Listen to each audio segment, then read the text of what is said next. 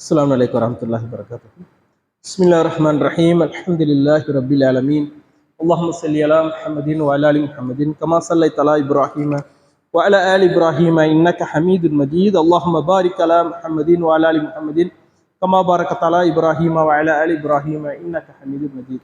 அன்புக்கினிய சகோதரர்களே, ஒவ்வொரு நாளும் மகரிப் தொழுகைக்கு பிறகு தினமும் ஒரு இறை செய்தி என்ற தலைப்பில் குர்ஆன் ஹதீஸ் என்ற மார்க்க விஷயங்களையும் இஸ்லாமிய அடிப்படை கொள்கை சார்ந்த விஷயங்களை பார்க்கிறோம்.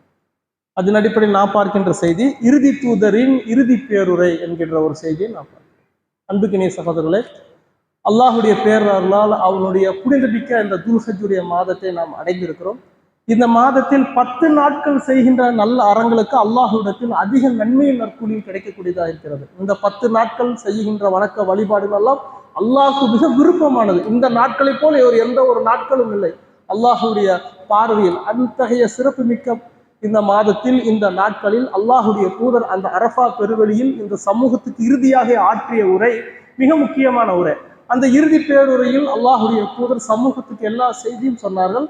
அதில் நேற்றைய செய்தியில் அல்லாஹுடைய தூதர் இன நிறவெறியை ஒழித்தார்கள். மனிதர்களுக்கு மத்தியில் எந்த ஒரு நிறத்தாலோ பிறத்தாலோ பேசு மொழியாலோ மனிதர்களுக்கு மத்தியில் எந்த ஏற்றத்தாழ்வும் கிடையாது. ஒரு அரபி அல்லாததை விட எந்த ஒரு சிறப்பும் இல்லை. ஒரு வெள்ளையருக்கு கருப்பரை விட எந்த ஒரு சிறப்பும் இல்லை. இல்லா பி தக்வா, இறை அச்சத்தை தவிர என்று அல்லாஹுடைய தூதர் சொன்னார்கள். அதே போல அல்லாஹுடைய தூதர் மூட பழக்க வழக்கங்கள் ஒரு முஸ்லிம் இடத்தில் இருக்கக்கூடாது என்பதையும் குறிப்பிட்டார்கள். அதே போல வட்டியை குறித்து எச்சரிக்கை செய்தார்கள். அதே போல பழி உணர்ச்சி, குற்ற பழி உணர்ச்சி, ஒருவரை பழிக்கு பழி வாங்குதல் கூடாது. குர்ஆனிய சட்டத்தின்படி சட்டத்தின் மூலம் அவர்களுக்கு தண்டனையும் பாதுகாப்பு பெறுவார்கள் என்பதையெல்லாம் அல்லாஹுடைய தூதர் அந்த பேருரையில் குறிப்பிட்டார்கள் என்ற செய்தியை நான் பார்க்கிறோம். அதே போல அல்லாஹுடைய தூதர் அந்த பேருரையில் சொன்னார்கள். கடனை பற்றி அல்லாஹுடைய தூதர் வலியுறுத்தினார்கள். அபூதாவுதுல வரக்கூடிய செய்தி 2046 செய்தி. நபி ஸல்லல்லாஹு அலைஹி வஸல்லம் சொன்னார்கள், கடன் திருப்பி செலுத்தப்பட வேண்டியதாகவும் பிறரது கடனுக்கு பொறுப்பேற்றவரும் கடனாளியே கடன் நிறைவேற்றப்பட வேண்டியதாகும் என்று அல்லாஹுடைய தூதர் அந்த இறுதி பேருரையில் குறிப்பிட்டார்கள். கடன் என்பது நம்மை நம்பி ஒப்படைக்கப்பட்ட பிறருடைய பொருள், அதை நிறைவேற்ற வேண்டும் என்று அல்லாஹுடைய தூதர் பல இடங்களில் வலியுறுத்தி கூறினார்கள். அல்லாஹுடைய தூதர் அந்த இறுதி பேருரையிலும் கடனை பற்றி மக்களுக்கு எடுத்துக்காட்டினார்கள் என்ற செய்தி நாம் பார்க்கிறோம். அதே போல வாரிசுரிமை சட்டத்தை பற்றி அல்லாஹுடைய தூதர் குறிப்பிடுகிறார்கள். திருமதியில் வரக்கூடிய செய்தி 2046 செய்தி. அல்லாஹுடைய தூதர் குறிப்பிட்டார்கள், தாய் யாருடைய ஆதிக்கத்தில் இருக்கும்போது குழந்தை பிறக்கின்றதோ அவருக்கு அந்த குழந்தை சொந்தமானது. விபச்சாரம் செய்தவருக்கு நாசம்தான் ஏற்படும். அவரை பற்றி விசாரணை அல்லாஹ்விடத்தில் உள்ளது என்று அல்லாஹுடைய தூதர் குறிப்பிட்டார்கள். மேலும் அல்லாஹுடைய தூதர் சொன்னார்கள், தன் தந்தை அல்லாதவரை தந்தை என்று அழைப்பவன் மீதும் தன்னுடைய எஜமானனை விட்டு பிறகு எஜமானனை அடிமையை தன்னுடைய எஜமானனாக இணைத்துக் கொள்வதன் மீதும் அல்லாஹுடைய சாபம் மறுமை நாள் வரை உண்டாகும் என்றும் அல்லாஹுடைய தூதர் எச்சரித்தார்கள் என்ற செய்தியை நாம் பார்க்கிறோம். அதே போல அல்லாஹுடைய தூதர் சொத்துரிமையை பற்றி மக்களுக்கு விளக்கமாக எடுத்துரைத்தார்கள். இப்னு மாஜால வரக்கூடிய செய்தி 2705 செய்தி. நபி ஸல்லல்லாஹு அலைஹி வஸல்லம் சொன்னார்கள், சொத்துரிமை உடைய ஒவ்வொருக்கும் அவரது சொத்துரிமையை குறித்து அல்லாஹ் ரப்புல் ஆலமீன் குர்ஆனில் வழங்கிவிட்டான். எனவே வாரிசுரிமை சட்டத்தின் மூலம் அவர்கள் அந்த சொத்துரிமையை பெறுவார்கள். இனி மரண சாசனம் கிடையாது என்பதையும் அல்லாஹுடைய தூதர் குறிப்பிட்டார்கள். அல்லாஹ் ரப்புல் ஆலமீன் குர்ஆனில் மனிதர்களுக்கு எத்தனை சதவீதம் சொத்துக்கள் பங்கிடப்பட வேண்டும், ஒரு மனிதனுடைய பிள்ளைகளுக்கு எத்தனை சொத்துக்கள், யாருக்கு எத்தனை சொத்துக்கள் பங்கீடு செய்ய வேண்டும் என்பதை அல்லாஹ் ரப்புல் ஆலமீன் குர்ஆனில் வழங்கிவிட்டான். இனி மரண சாசனம் என்பது கிடையாது என்பதையும் அல்லாஹுடைய தூதர் பேருரையில் எடுத்து சொன்னார்கள். அதே போல குற்ற செயலை பற்றி குறிப்பிட்டார்கள்.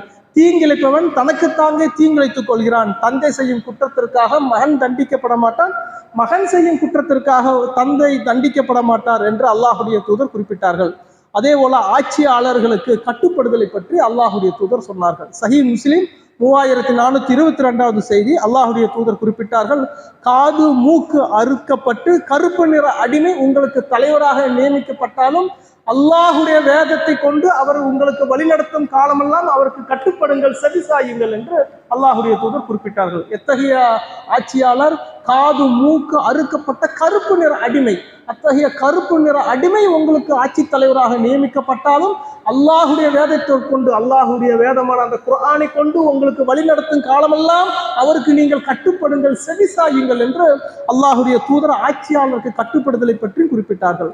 அதே போல அல்லாஹுடைய தூதர் கணவன் மனைவியை பற்றியும் அல்லாஹுடைய தூதர் அந்த பேருரையில் சொன்னார்கள். சஹீஹ் முஸ்லிம் 2137 செய்தி.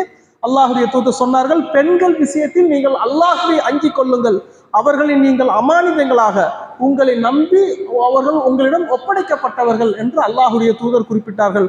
திருமணம் முடியுங்கள் என்ற அல்லாஹின் வார்த்தையின் அடிப்படையில் நீங்கள் அவருடைய கற்பை அனுபவிக்கிறீர்கள் என்றும் அல்லாஹுடைய தூதர் சொன்னார்கள். பெண்களை குறித்து நாளை மறுமையில் விசாரணை செய்யப்படுவார்கள். பெண்கள் உங்களை நம்பி ஒப்படைக்கப்பட்ட அமானிதங்கள், திருமணம் முடியுங்கள் என்ற அல்லாஹுடைய வார்த்தையின் அடிப்படையில் தான் அவருடைய கற்பை நீங்கள் அனுபவிக்கிறீர்கள் என்றையும் அல்லாஹுடைய தூதர் சொன்னார்கள். அதே போல கணவன் மனைவிக்குரிய உள்ள உரிமைகளை பற்றியும் அல்லாஹுடைய தூதர் அந்த பேருரையில் சொன்னார்கள். அல்லாஹுடைய தூதர் சொன்னார்கள், பெண்களை நோக்கி சொன்னார்கள், கணவன் வெறுக்கும் எந்த ஒரு அந்நிய ஆடவனையும் உங்களுடைய இல்லங்களுக்கு நீங்கள் அளிக்க கூடாது, இது உங்கள் கணவனுக்கு செய்ய வேண்டிய கடமை என்று அல்லாஹுடைய தூதர் எடுத்துரைத்தார்கள். அதே போல கணவனுடைய கடமையை பற்றி சொன்னார்கள், மனைவியர்களுக்கு அவர்களுக்கு நல்ல உணவும் உடையும் வழங்குவது உங்கள் மீது கடமையாகும் என்றும் அல்லாஹுடைய தூதர் அந்த பேருரையில் சொன்னார்கள். இப்படி அல்லாஹுடைய தூதர் அந்த இறுதி பேருரையில் இந்த சமூகத்துக்கு என்ன செய்தி சொல்ல முடியுமோ அத்தகைய செய்தியெல்லாம் சொன்னார்கள் என்ற செய்தியை பார்க்கிறோம். அல்லாஹ் ரப்புல் ஆலமீன் இதை ஏற்று வாழக்கூடிய நல்லர்கள் புரிவானாக. வாஹிர் தாவானா அனில் ஹம்துலில்லாஹி ரப்பில் ஆலமீன்.